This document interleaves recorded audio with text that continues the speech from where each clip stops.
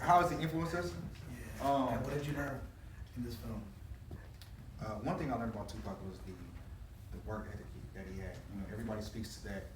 You know, that he was, you know, just his madman when it came to work, and it was a job to be done, and he always made sure that he was going to get it done. That's something that I very much took with me. A part of learning Tupac, you know, as a kid, it was just like, okay, I like the music. I like, you know what I'm saying, my pops produced a song. I like that portion of Tupac. Diving in this role made me, you know, understand the man. So now I know the man from, you know, being born in Harlem and moving to Maryland, and, you know, from there to Oakland. So now I know the complete whole story and life journey and how he became to be the Tupac that everybody loves. Well, you said your father produced the Tupac song? Yeah. Which song? Toss It Up. Okay. Y'all didn't know that? Now you know. Okay, yeah. Talk about irony. Now you got them scratching their head like,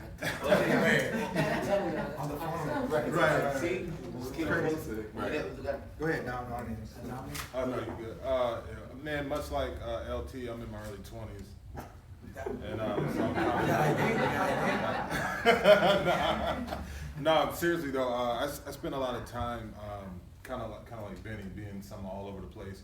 I was very fortunate in, you know, I was a kid, but we moved I'm originally from Fayetteville, North Carolina, and then my mom remarried. We moved to the West Side, and in Phoenix, and so they, you know, they still play all West Coast music, stuff like that. And it was during the time when Death Row was, you know, coming into its prime. You know what I mean? So that was my formative years.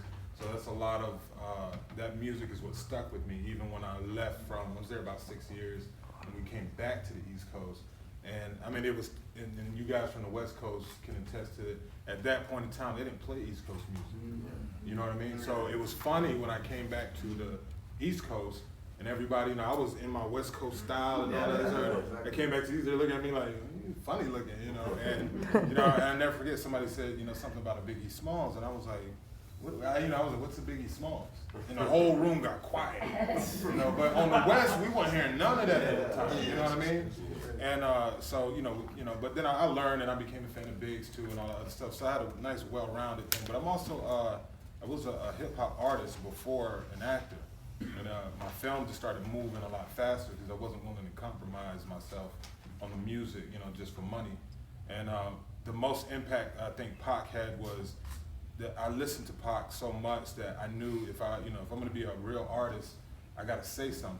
You know, I can have the party tracks, I can do this and that, but I'm real big on substance because of Pac, you know what I mean?